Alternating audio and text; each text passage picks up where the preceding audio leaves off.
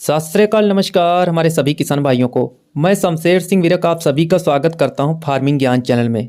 किसान भाइयों, गेहूं की फसल में दूसरा पानी को लगाने तक फसल को देने वाली खुराक क्या पूरी हो जानी चाहिए, जिसमें हम नाइट्रोजन, फास्फोरस, पोटास या माइक्रो न्यूट्रंस जो जिंक, मैग्नीज का स्प्रे करते हैं। यह वीडियो किसान भाइयों बहुत ही मददगार होने वाला है। आप लोग एंड तक वीडियो को जरूर देख लें। किसान भाइयों, हमारी फसल फुटाव, टिलरिंग ज़्यादा अधिक कल्ले क्यों नहीं कर पाती है, इसका कारण भी क्या होता है, इस वीडियो के माध्यम से हम जानेंगे। अगर किसान भाइयों आप हमारे चैनल पर पहली बार वीडियो देख रहे हैं तो प्लीज़ चैनल को सब्सक्राइब कर लें और पास वाली घंटी को जरूर प्रेस करें। फसल में नाइट्रोजन, फास्फोरस, पोटास या माइक्रो न्यूट्रंस जो जिंक, मैग्नीज का स्प्रे करते हैं, उसके बाद फसल 55 से 60 दिन की अवस्था होने पर गांठों का विकास होना शुरू कर देती है।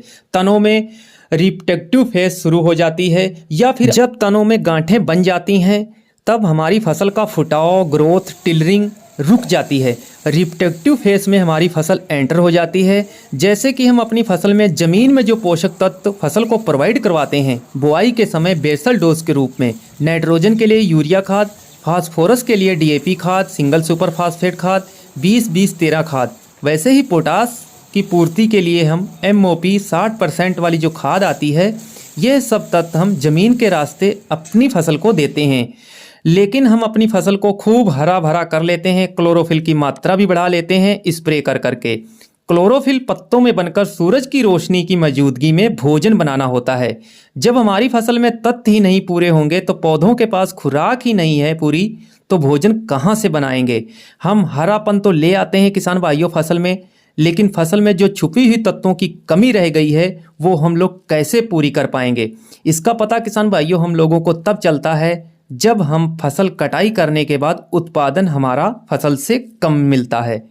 हम NPK का स्प्रे करते हैं, ह्यूमिक एसिड, जबरेलिक एसिड का स्प्रे करते हैं। यह सिर्फ हम अपनी फसल को बूस्ट कर सकते हैं, एक पौधों में एनर्जी बढ़ा सकते हैं। जो हमने जमीन में खाद डाली हुई है उसे पौधे पूरे तरीके से ले सकें। फसल बिजाई समय उर्वरकों का प्रबंधन सही से न होना, जिस कारण हमारी फसल का फुटाव, ग्रोथ और टिलरिंग, कल्लों का कम निकलना, ये सब कारण बनता है। और बाद में हम स्प्रे पे स्प्रे करने लगते हैं जिसका रिजल्ट भी सही से नहीं मिल पाता है। अब जो हम छोटे तत्वों की गेहूं की फसल में स्प्रे करते हैं, जैसे जिंक, मैग्नीज, चूने का पानी, यूरिया का घोल, उसको हम इसलिए किसान भाइयों समय रहते स्प्रे करते हैं कि इनकी पूर्ति समय से हो और हमारी फसल की जो ग्रोथ है वो बनी रहे। अब किसान भाइयों, अगर आपने दूसरा पानी लगा दिया है या लगाने की तैयारी में है, अगर आपने बेसल डोज के रूप में फास्फोरस और पोटास का प्रयोग नहीं किया था, तो बहुत जल्द से जल्द अब आप इनकी सही मात्रा में अपनी फसल में प्रयोग कर दें, नहीं तो आपकी उत्पादन कम हो जाएगी गेहूं की फसल से। अगर आप ज़्यादा लेट करते हैं, अगर आप NPK यानी स्प्रे के माध्यम से भी अगर देना चाहते हैं अपनी फसल में फास्फोरस, पोटास, नाइट्रोजन, तब आप भी स्प्रे कर सकते हैं 1 से 1.5 किलोग्राम प्रति एकड़। लगभग 140 लीटर आवश्यकता लगेगी पानी की, 1 एकड़ में स्प्रे कर दें, बहुत शानदार रिजल्ट आएगा।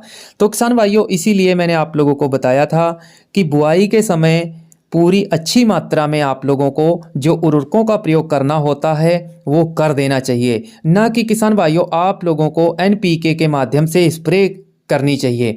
अगर किसान भाइयों आप लोगों ने सही मायने में अच्छी मात्रा में अगर बेसल डोज के रूप में सभी तत्व दे रखे हैं, तब भी आपकी ज़रूरत नहीं है कि नहीं NPK का स्प्रे होना ही चाहिए। ऐसा कुछ भी किसान भाइयों नहीं है। अगर कमी आती है तभी आप स्प्रे करें, अन्यथा स्प्रे ना करें। ज़्यादा बजट लगाने से कोई फ़ायदा नहीं है, ज़्यादा खर्च करने से कोई फ़ायदा नहीं है। तो किसान भाइयों, मेरी जानकारी आप लोगों को इस वीडियो के माध्यम से कैसी लगी? अगर अच्छी लगी होगी तो लाइक कीजिएगा और किसान हित में ज़रूर इस वीडियो को शेयर कीजिएगा। धन्यवाद। जय हिंद।